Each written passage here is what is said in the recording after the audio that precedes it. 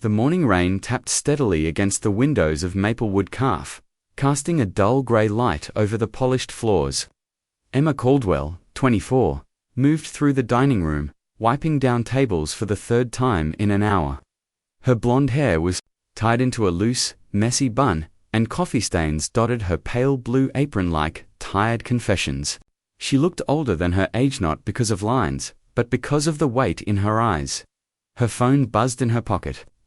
Another reminder about the overdue payment for her mother's treatments.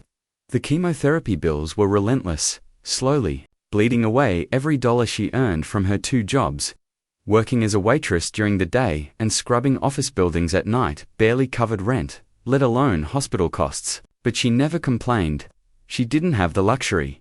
"Table 3's asking for their check," barked Tony, the grumpy cafe manager, who seemed to get some twisted satisfaction from watching her scramble. Emma forced a thin smile and grabbed her notepad, weaving through the breakfast crowd toward a sharply dressed man in a navy suit. His watch gleamed, his demeanor screamed Wall Street. Just as she reached his table, something outside caught her eye. In the alley behind the cafe, through the foggy glass, 2 men in black coats were dragging what looked like a heavy bag toward a black van. Except it wasn't a bag. It was a man. Bloodied, limp. Emma froze. The businessman was still waiting for his check, but her hands started to shake as she watched one of the men pull out a pistol and crouch over the body. He nudged the man, no response. He checked for a pulse. Emma gasped. It was louder than she intended. "Miss, the check," the businessman said impatiently. She tried to speak. Her mouth moved, but her eyes remained fixed on the alley. The 2 men were now scanning their surroundings. One of them pointed straight at the cafe window. Straight at her, their eyes locked. She couldn't breathe. The taller man turned and nudged his partner. Then they started walking right toward the cafe entrance. Emma dropped the notepad. I need to take my break," she mumbled, already untying her apron and backing away. She didn't wait for permission. She darted through the swinging kitchen doors and shoved open the back exit. The alley was empty now, but a dark stain on the concrete remained where the body had been. Her heart pounded like a drum in her chest as her shoes splashed through shallow puddles. Behind her, she heard footsteps, heavy, fast, getting closer. She turned the corner and sprinted toward the Garrison Grand Hotel. Its gold-accented entrance, shimmering like a beacon of safety amid the chaos. Emma pushed through the revolving doors and stumbled into the marble-floored lobby, drawing glances from the guests in gowns and tailored suits. She looked like a street ghost in comparison, soaked and shaking. She didn't stop until she collided hard with someone exiting the hotel bar. The impact almost knocked her down, but strong arms caught her. I'm so sorry," she stammered, looking up into the bluest eyes she'd ever seen. He was tall, dark brown hair, clean-shaven, effortlessly elegant in a charcoal suit that probably cost more than her yearly income. His posture, his presence, he didn't belong to the real world. He belonged on magazine covers or Forbes lists. "You're okay?" he asked, voice smooth as velvet, eyes laced with concern. Emma opened her mouth to answer, but then saw the 2 men. They'd made it inside. They were scanning, the crowd searching. Panic lit her nerves. "You're my husband," she blurted out, grabbing the stranger's arm. His eyebrows shot up. "I'm sorry, what?" "Please," she whispered, clinging to him. "Just pretend I'm in danger." He glanced over his shoulder and seemed to understand instantly. Without missing a beat, he pulled her close, wrapping his arm around her waist. "There you are, sweetheart," he said loudly, leaning down just enough to make it look real. "I was starting to think you'd gotten lost." The men stopped in their tracks. They looked at her, then him, calculating, hesitant. A wealthy man, public place, expensive venue. They exchanged a glance and backed off, melting into the crowd. Emma exhaled against the stranger's chest, the scent of his cologne dizzying and warm. "Thank you," she breathed. "Don't thank me just yet," he muttered near her ear. "I think we might both be in more trouble than you realize." She pulled back, confused, but followed his gaze. 3 new men in dark suits had entered the lobby, spreading out, also scanning. Friends of yours, she whispered. Not exactly, he said, the corner of his mouth twitching. I'm Nathan Prescott, by the way. Emma blinked. Emma Caldwell. Well, Emma, you just became my wife at a very complicated moment. He guided her toward the elevators, walking as though they'd always belonged together. Mrs. Prescott. It felt like fiction, but the terror in her gut was very, very real. What's going on? She whispered as they stepped inside the elevator. Nathan hit the top floor button without hesitation. Those men work for Victor Kane. He's not someone you want to meet. Who is he? Let's just say he's a man who doesn't like hearing the word no, Nathan said, his voice low and calm. Especially not from me. And who exactly are you? I run Prescott Dynamics, he said casually. We build predictive software for financial markets. Emma's heart was still racing. You're a tech billionaire. The elevator dinged softly. The doors opened to the penthouse floor. I'm a man who made a mistake, Nathan said as he led her down a hallway lined with abstract art. 3 days ago, I discovered my partner sold our company behind my back to Kane. What did you do? I told him to go to hell, he said flatly. So now he's trying to erase the problem, and me. You witnessed something, didn't you? Emma swallowed hard. I think I saw a murder. Nathan stopped walking, and looked at her directly, no amusement left in his features. Then, he said carefully, we're both in much deeper than I thought. He slid a keycard into the door marked Presidential Suite. The doors swung open to reveal a space that looked like it belonged in a dream. Floor-to-ceiling windows, designer furniture, soft lighting. It was a world away from Maplewood Calf. You live here? She asked, stunned. I own the place, he said, with a faint smile. One of many. Emma stumbled toward the sofa, sinking into cushions softer than her mattress at home. This is insane, she muttered. This morning, I was worried about paying for groceries. Now I'm hiding from killers with a man who owns a skyscraper. Nathan poured a drink from a crystal decanter. Tell me what you saw, he said gently. Sitting across from her, she recounted the alley, the blood, the body, the men. The way they stared at her through the glass. Nathan's expression grew colder. That body was someone who got too close to Kane's real business. Money laundering, blackmail, a lot worse. He stood and looked out the window, his silhouette framed by city lights. He won't stop looking for you now. Emma's voice trembled. What are we going to do? Nathan turned back to her eyes. Sharp, but steady. We disappear, he said. Tonight, she looked at him, stunned. You're serious? I have resources, safe houses, people who owe me. I can't just vanish, she said. My mum, she's sick. I'm all she has. I'll take care of her treatments. Private doctors, top-tier care, whatever she needs. Emma stared at him, overwhelmed. We barely know each other. You saved my life in that lobby, he said softly. Let me save yours in return.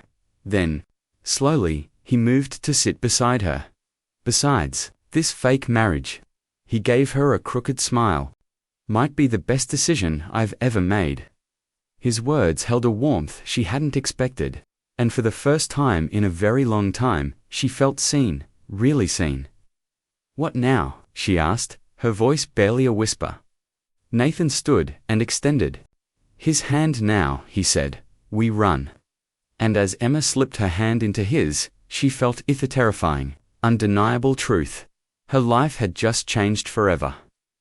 The night air bit at Emma's cheeks as they slipped out the hotel's underground garage in a sleek black car Nathan had arranged in minutes.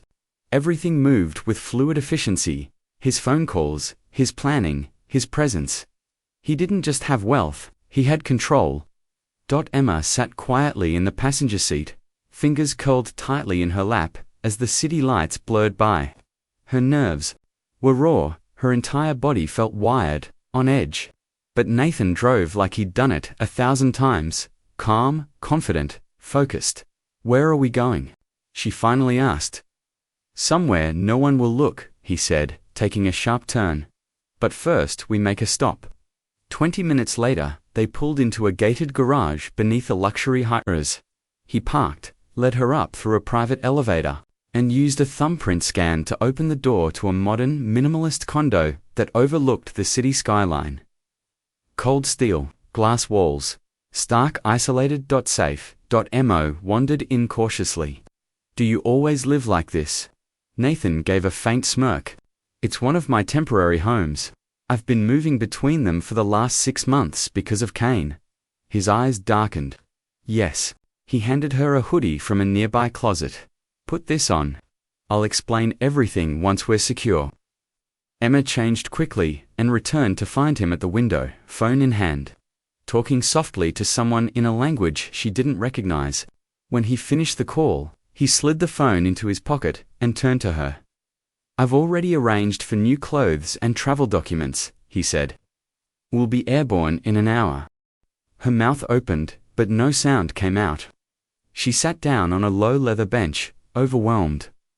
I know this is a lot, Nathan said, crouching in front of her. But trust me's the only way. She searched his face. The tension in his jaw. The calm in his eyes. He was a storm wrapped in silence. What is Kane after? She asked softly. Money. He let out a bitter laugh and stood. Power. He crossed to the bar and poured a glass of water, offering it to her. My company Prescott Dynamics created something. Sensitive. A market forecasting algorithm. It uses patterns, global trends, political data, you name it. It predicts stock movements with terrifying accuracy. Emma blinked. Like insider trading. Worse, he said. In the wrong hands, it can destabilize economies, manipulate governments, wipe out markets. And Kane, he wants it. My former partner Daniel racked up a gambling debt. Instead of paying with money, he gave Kane access to our source code. Emma's pulse quickened. You said no. I shut it down before Kane could replicate it. Now, he wants me. The final algorithm to complete what he's missing. He looked out over the city, and if I don't give it to him, I disappear, and anyone near me disappears, too. Emma's hands trembled again. Then why help me? He turned, his expression unreadable. Because you helped me first. Silence stretched between them. Nathan broke it with a quiet, let's go. It's time. The private airfield was nearly deserted when they arrived. Within minutes, they boarded a sleek silver jet. Emma's heart thudded as they climbed into the clouds, city lights fading behind them. Once airborne, Nathan joined her in the luxurious main cabin. Cream leather seats, crystal glasses, everything gleaming and unreal. He sat across from her, laptop open. We'll be landing on one of my private islands in the Caribbean. No cell towers, no networks. Off the grid completely. She stared out the window. I've never been on a plane before. Nathan tilted his head. Seriously. I've never had a reason or the money, she said with a faint smile. He set the laptop aside. You'll have everything you need now. Emma looked at him. You barely know me. I know enough, he said. You know I work 2 jobs, live in a shoebox apartment, and can barely afford my mum's chemo. I know you ran toward danger to protect yourself. I know you're brave. Her chest tightened. I also know, he added gently, that you saw something Kane will kill for, and whether you meant to or not, you're part of this now. She leaned back in the seat. I don't know how to live in this world of jets and criminals and billionaires. I'll help you learn, he said simply. The silence that followed wasn't awkward, it was grounding, like the space between two people beginning to understand one another. Do you always do things alone? She asked. Nathan nodded slowly. Until now. Something about the way he said it made her heart squeeze. There was pain in it, and loneliness. What happened to your family? He hesitated. My parents died in a crash 3 years ago, he said at last. Since then, it's just been work. Building the company, surviving Kane. Emma reached across the aisle, resting her hand gently on his. I'm sorry, he gave a tight smile. Now, what about you? She looked down. My mum's all I've got. My dad left when I was 8. I've been the adult ever since. They sat there, fingers still touching, the hum of the jet wrapping. Around them, Nathan's voice dropped low. You've held your whole world together, haven't you? Emma swallowed. Tried to. He shifted to sit beside her. Well now, you don't have to do it alone. She didn't answer, afraid to trust it. Afraid to believe in a world where someone like him could care about someone like her. But she didn't pull her hand away, either. As the jet soared through the night sky, toward an unknown island, Emma leaned her head against the window and tried to breathe. She was running from killers, being protected by a billionaire, wearing borrowed clothes on a private jet. Nothing made sense, and yet, for the first time in years, she didn't feel entirely alone. She felt like something new was beginning. The sun was just beginning to rise. As the jet touched down on a private airstrip carved between palm trees and white sand, warm tropical air greeted Emma like a gentle sigh, thick with the scent of salt and jasmine. This is unreal, she whispered, stepping onto the tarmac. Nathan gave a faint smile as he followed her down the steps. Welcome to Seabrook K. No one finds you here, unless I want them to. A waiting jeep took them down a winding path, flanked by wild greenery, sunlight slicing through the canopy. The ocean revealed itself in flashes turquoise, endless, free. When the jeep finally stopped, Emma could hardly believe what she was seeing. The house wasn't a house. It was a masterpiece. Glass walls wrapped around sleek wooden beams, an infinity pool disappeared into the horizon. Hammocks swayed between towering palms. Is this, where you live? She asked softly. It's one of my homes, Nathan said. But it's the only one that feels like peace. Emma didn't know how to reply. Nothing in her life had ever felt peaceful. Inside the villa was open, airy, stunning. Floor-to-ceiling windows offered panoramic views of the shoreline. Neutral tones, soft linens, and hand-carved furniture gave it a sense of understated warmth. Nathan placed their bags down and turned to her. Make yourself at home. You're safe now. She wandered toward the balcony, dazed. I've never seen anything like this. He stood behind her, hands in his pockets.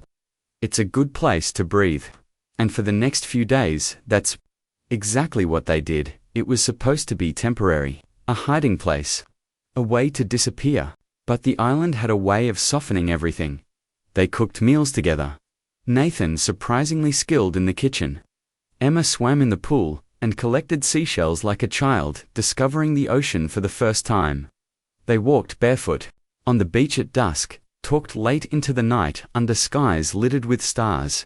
He asked her questions about her childhood, her dreams, her favorite music. He listened with an attentiveness that startled her, and she learned things about him. Too, that his favorite book was something he read as a teenager in boarding school. That he built his first computer at 12. That his real passion wasn't money, but solving puzzles. Building systems, creating something no one else could. He could have lived anywhere in the world. But here, with her, he seemed still. You're not what I expected, she said one evening, as they sipped wine on the deck. Oh, he asked, amused.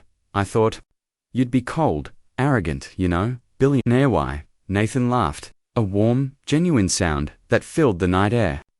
If it helps, I thought you'd be a scared, naive girl in over her head. She smirked, and I was very wrong. Their eyes met across the candlelit table, and something shifted. The wind rustled through the palm leaves. The air between them grew quiet, charged. Nathan moved closer on the outdoor sofa. Emma. Her breath caught. Yeah. He didn't answer. Instead, he gently cupped her cheek and leaned in.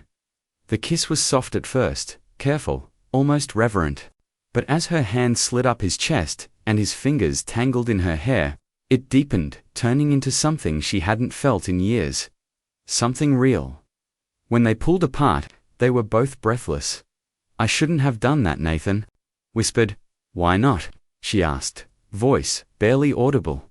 Because I don't want this to be fake, and I know we're in a mess, a dangerous one. Emma stared at him. But it doesn't feel fake. No, he said, eyes searching hers. It really doesn't. Later that night, Emma lay in bed, unable to sleep. The ceiling fans spun lazily above her, casting slow-moving shadows across the walls. Everything about this felt like a dream, and dreams, she'd learnt, always ended. She got up, wrapped a light blanket around herself, and walked out to the beach. Nathan was already there, seated on the sand, arms resting on his knees. "You couldn't sleep either?" she asked gently. He looked back at her, his smile tired. "Too quiet. My mind doesn't know what to do when it's not running." She sat beside him. "What are you thinking about?" "How long we have," he said bluntly. "Before Kane finds us." Emma swallowed hard. "You think he'll come?" Here Nathan looked out at the water. "I've made mistakes before. Underestimated him." "I'm not leaving," she said quietly. He turned to her. "I mean it. I'm not running again. Not without you." Nathan exhaled slowly and reached over to take her hand. "Then we'll face whatever comes. Together. And just for that moment?" With the waves whispering at their feet and the stars above their heads, it felt like the world had paused just long enough for something beautiful to begin. The next morning, sunlight poured into the villa like liquid gold. Emma stretched lazily on the lounge chair outside the bedroom, sipping iced coffee Nathan had made from beans she couldn't pronounce. He stepped outside, barefoot and shirtless, a towel around his neck from a morning swim. The sight of him made her pulse stumble. "You're up early," he said with a crooked smile. "Couldn't sleep in paradise," she replied, smiling back. He sat beside her, close enough that she could feel the heat radiating off his skin. For a while, they sat in companionable silence, watching the waves roll in. And then he turned to her. "What happens when this ends?" Nathan asked, voice soft. Emma hesitated. "I don't know." He nodded slowly. "I've been alone a long time. I didn't realize how loud the silence had gotten until you showed up." She swallowed. "I wasn't supposed to be part of your world, and yet, here you are," he said, brushing a loose strand of hair behind her ear. His touch lingered, her breath hitched. Nathan leaned in and kissed her again, this time slower, deeper, with no pretense. No urgency. Just feeling. Everything around them faded: the ocean, the breeze, the world itself. She let herself fall into it, into him later, lying in his arms. Beneath crisp white sheets, Emma whispered, "This feels real." Nathan's voice was low, steady, "Because it is." That afternoon, they wandered the shoreline barefoot, their fingers interlocked like they'd always belonged that way. "Tell me something you've never told anyone," Emma said. Nathan chuckled. "That's a dangerous request." She nudged him. With her shoulder, "I'll go first." He raised an eyebrow. "All right, let's hear it." She took a deep breath. "Sometimes I wonder what it would be like to not be needed, to live a life where I'm allowed to just be." His expression softened. "You've been surviving, not living." Emma nodded. "Exactly." They stopped walking. The waves lapped at their ankles. Nathan turned toward her. "You deserve a life that fills you up, not one that drains you." "And what about you?" she asked. "What would your answer be?" Nathan stared out over the horizon. "I've built empires, watched numbers grow, watched people chase me for what I have, but no one's ever stayed because of who I am." Emma looked up at him. "I'm not here for your money, Nathan." "I know," he said quietly. "That's why you terrify me." That night, they ate dinner under the stars: grilled fish, roasted vegetables, a bottle of wine Nathan had imported from a vineyard he partially owned but had never visited. "I can't remember the last time I felt this calm," Emma said. Nathan clinked his glass gently against hers. "It suits you." They stayed up late, laughing, teasing, watching old movies on a projector he'd set up. He draped a blanket over them, and she curled against him like she'd done it 100 times before. As the credits rolled, Nathan turned to her. "What happens if this turns into something we can't just walk away from?" She blinked. "You mean us?" "I mean, I haven't been pretending for a while now," he said. Emma's heart thudded. "Neither have I." But the next morning, everything changed. A low thumping noise echoed in the sky. They both rushed outside. A black helicopter, unmarked. Circling above the island, Emma's blood turned cold. Nathan's voice was steel. That's not one of mine. The chopper began descending toward the beach. Within seconds, 6 men in tactical gear emerged. Even from a distance, the weapons strapped to their bodies were clearly visible. How did they find us? Emma asked, her voice shaking. I underestimated Kane, Nathan growled. I won't do it again. He rushed into the villa, emerging moments later with a duffel bag. Inside was a handgun, cash, encrypted drives, and satellite phones. We need to move now. They sprinted down a hidden path to the private dock. Behind them, glass-shattered Kane's men had reached the house. There, Nathan shouted, pointing at the white speedboat waiting at the dock's end, as they ran. Gunfire cracked through the air. Bullets splintered the dock near Emma's feet. She screamed and ducked as Nathan pulled her behind a piling. Stay low, he ordered, drawing his weapon. He fired a few rounds back, buying them precious seconds. Can you swim? He shouted over the chaos. Not to another island. Then we take the boat. On my count, we run. Ready? She nodded, terrified. But steady. Double quotes, 3, 2, 1. Go. They sprinted the final stretch. Nathan threw her into the boat and leaped in after, slamming the ignition. The engines roared, and the speedboat tore across the water like a beast unleashed. Bullets still rained behind them, but they were out of range now. Emma turned back to watch the island shrink in the distance. The place where she'd found peace, connection, love. Gone in an instant. Where are we going? She asked over the wind and spray. Miami, Nathan said, eyes fixed ahead. I have people, their people, who can help us disappear permanently. Emma didn't know what waited for them.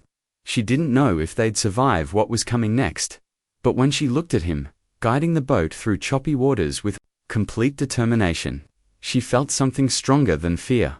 She felt like she was exactly where she was meant to be. The Miami skyline appeared on the horizon like a promise wrapped in sunset.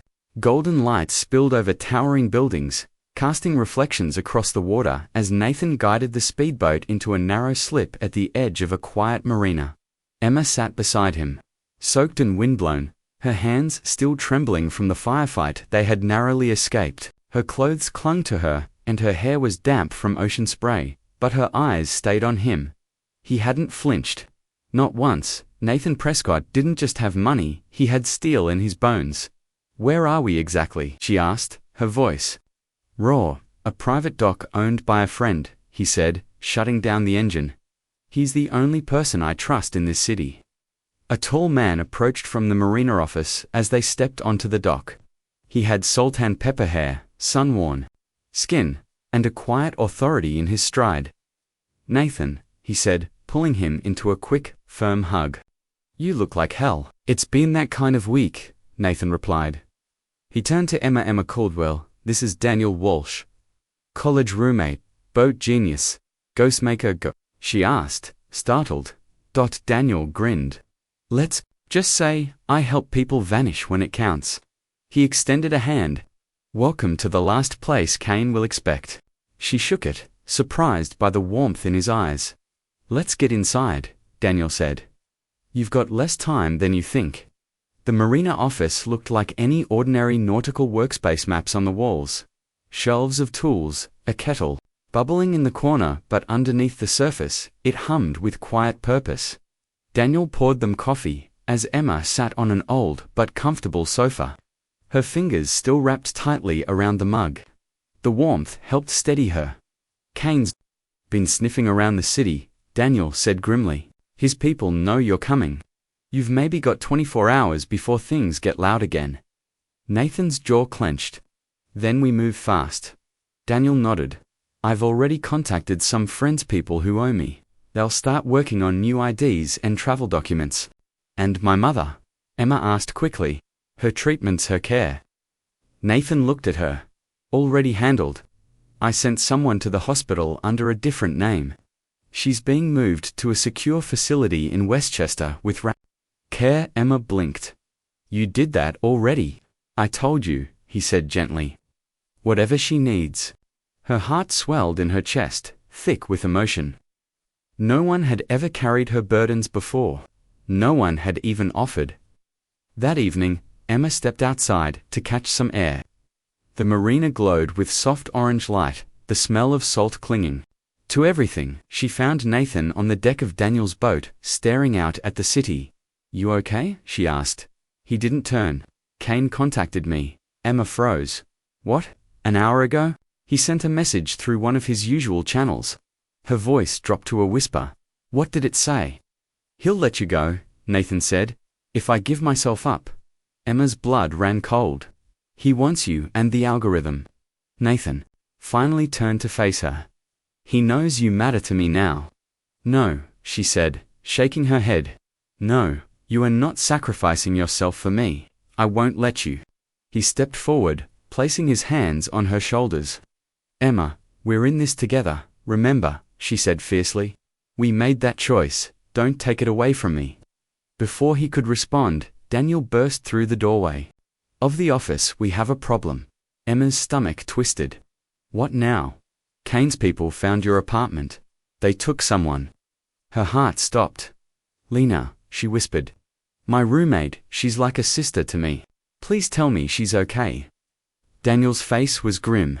"They grabbed her an hour ago. Left a message. You show up, alone, tomorrow night, at the warehouse district. Or she dies." Emma's knees nearly buckled. Later that night, she couldn't sleep. The thought of Lena terrified trapped made it impossible to rest. She stood at the stern of Daniel's boat, watching the water ripple under moonlight. Nathan found her there. "She means the world to me," Emma said softly, not turning. "I know," he said. "And we're going to get her back." She leaned into him as his arms wrapped around her from behind. "I used to think love was a distraction," Nathan whispered. "A weakness." Emma rested her head against his chest. "But now," he said, "I think maybe it's the only reason I've survived this long." They stood in silence as the city lights danced across the dark water. "You changed everything for me, Emma." She turned in his arms, tears in her eyes. "And you made me visible," she said. "You made me feel worthy." Nathan cupped her face, his voice hoarse. "You matter more than all of it, more than my company, my money, even that damn algorithm." And then, under the silver light of the moon, he dropped to one knee. Emma gasped. "I know it's insane," he said, pulling a ring from his jacket. The diamond caught the light like it was on fire. "I know we've only known each other for days, but I also know I want every day after this to be with you." He looked up at her, blue eyes full of everything he'd never said out loud. "Emma Caldwell, will you marry me?" For real this time. Her throat tightened. Tears slipped free. "Yes," she whispered. "Yes, 1,000 times yes." Nathan stood and kissed her like the world might end, but at least it would end with her in his arms. And as the waves lapped softly at the boat and Miami slept beyond the docks, Emma held on to the man who had saved her hand, whom she had saved in return, knowing tomorrow could be their last fight. But if it was, they were facing it together. The next evening arrived like a storm's, low, heavy, and inevitable. Emma stood on the edge of the warehouse district in Miami, her heart pounding against her ribs. The buildings loomed around her like shadows of a forgotten world, abandoned, rusted, and silent except for the occasional creak of metal or the distant moan of wind. She adjusted the earpiece Daniel had given her. "Test, you hear me?" Loud and clear came Nathan's voice through the comms. "Stay close to the plan. Don't improvise." "No promises," she whispered. He gave a quiet laugh. "Of course not, just don't get killed." "I wasn't planning on it." From a nearby rooftop, Daniel's voice cut in. "We're all in position. The moment things turn ugly, we move." Emma took one more deep breath, then stepped into the lion's den. Inside the warehouse, everything smelled of metal and old oil. Dim lights buzzed above, casting long shadows across crates and broken machinery. In the center of the floor, tied to a chair and bruised but alive, sat Lena Foster, Emma's lifelong best friend. "Lena," Emma whispered. Lena's head jerked up, Her eyes widened. Emma, no, you shouldn't be here. A slow clapping sound echoed through the darkness. Victor.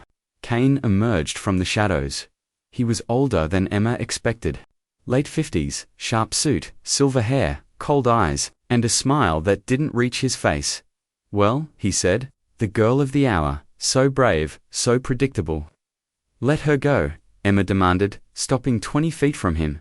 And missed the chance to finish this story with a bang, he said, pulling a pistol from his coat and aiming it at Lena's head. I don't think so. Emma's breath caught. Her voice wavered, but her feet didn't move. I'm here, like you wanted. It's me you want, not her.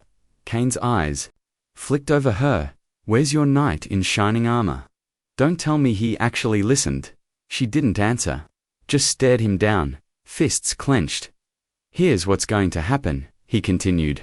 You're going to give me everything. The location of the remaining code, the backups, and Nathan himself. Then, if I'm feeling generous, I'll let the two of you walk out of here. A voice rang out across the warehouse. That's funny, because I thought I was the one with the bargaining chip. Kane spun around. Nathan stood at the edge of the mezzanine level. A gun pointed at Kane from above. Show yourself, Prescott, Kane growled. Let the women go, Nathan called down. Then we talk. Kane laughed coldly. You think I negotiate with the man who cost me millions? His finger twitched on the trigger. Time slowed. Lena's eyes were wide with fear. Emma's heart stuttered. She saw Nathan flinch, but before Kane could fire, Daniel emerged from behind a stack of crates and tackled him to the ground. The gun went off once, then clattered across the concrete. Chaos exploded. Emma ran toward Lena, ducking as one of Kane's men opened fire from the rafters. Nathan dropped from the mezzanine and took him down with a clean shot. The sound of shouts, gunfire, and boots echoed through the steel shell of the warehouse. Emma reached Lena and began untying her ropes. We're getting out of here. You shouldn't have come, Lena whispered. Emma smiled through her tears. I wasn't going to let you die, not for me. Kane, meanwhile, had recovered. Blood trickled down his temple, but his fury had only sharpened.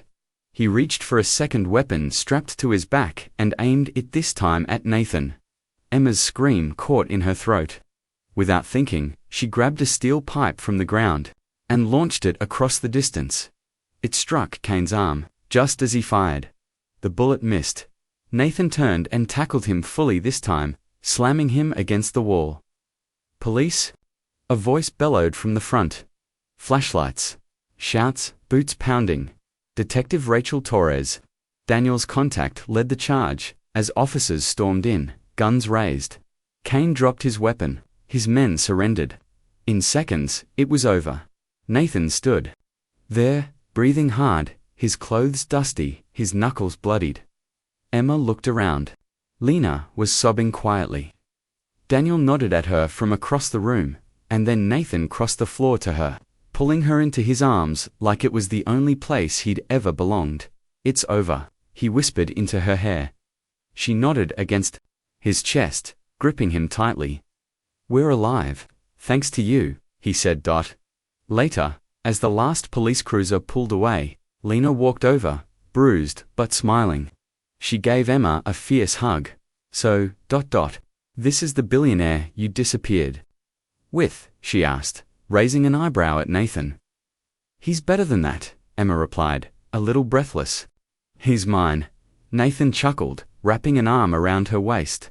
Forever. 6 months later, Emma stood in the private hospital room, where her mother lay resting, sunlight pouring through the large windows and casting soft rays across the floor. She reached for her mother's hand. You look different, her mother said in a gentle, tired voice. Emma smiled. Do I? You look peaceful. Emma glanced through the glass where Nathan stood in the hallway, deep in conversation with the doctor. He looked up, caught her eye, and winked. Her heart fluttered just like it had that first day in the hotel lobby. Are you happy, sweetheart? Her mother asked. Emma looked back at her, eyes soft. Happier than I ever dreamed. The cancer was in remission now. The best doctor's money could buy, private care, experimental treatments, Nathan had provided it all without hesitation, and he never asked for anything in return. That evening, Emma and Nathan walked hand in hand down a quiet beach behind their new home in the Hamptons. The cottage wasn't massive, not like his penthouses or private island estate, but it was warm, filled with light, laughter, and the smell of fresh coffee and sea air. It was home. "Do you ever regret it?" he asked, swinging their hands lightly as they walked along the shoreline. "The chaos, the running, everything. We had to survive." Emma stopped walking. She thought about the diner, the double shifts, the fear she lived with every day. She thought about the alley. The moment she saw a man being dragged like trash, the moment her life changed. Then she looked at him, his messy hair, rolled up sleeves, bare feet in the sand, his blue eyes that only looked at her like she was the whole world. "I have one regret," she said with a mischievous smile. Nathan stopped, suddenly alert. "What?" "I regret that it took a murder, assassins, and blackmail for us to meet." He laughed loud, full and free. "Imagine how much simpler it would have been if we'd just bumped into each other at a coffee shop like normal people." Emma laughed too. "Exactly," Nathan grinned. "Mrs. Prescott, nothing about us was ever going to be normal." She stepped closer, slipping her arms around his waist. "Good, normal is overrated." He kissed her, slow and soft, as the sun dipped into the ocean, turning the sky gold and lavender. Later, they sat on the porch as waves whispered in the distance and cicadas hummed in the trees. Emma rested her head against his shoulder. "Do you ever wonder if all of this was fate?" Nathan stared at the horizon for a long moment. "No." She pulled back slightly, surprised. "I don't think it was fate," he said, looking at her. "I think it was choice. You saw danger and ran anyway. You chose to trust a stranger. I chose to stay. You chose to fight. We chose each other again and again." Emma stared at him, a slow, warm smile spreading across her face. "Then I'm glad we did." And as Nathan pulled her into his arms, spinning her in the sand while gulls called overhead and the last light of day slipped away, Emma thought back to that desperate moment in the hotel lobby, the lie that saved her life, the stranger who became her entire world. Sometimes, she realized, the best love stories didn't begin with candlelight or roses. Sometimes they began with fear. Sometimes they began with a lie. And sometimes, just sometimes, they ended with forever. A year had passed, the world had changed around them, yet Emma still woke up some mornings needing a moment to believe it all wasn't just a dream. She no longer wore second-hand shoes or carried a cracked phone. She no longer had to decide between dinner or medicine for her mother. But none of that mattered compared to what she had now: peace, safety, and Nathan. The small beachside chapel nestled in Montauk was decorated with wildflowers and sunlight. Only 20 people had been invited, all people they trusted with their lives.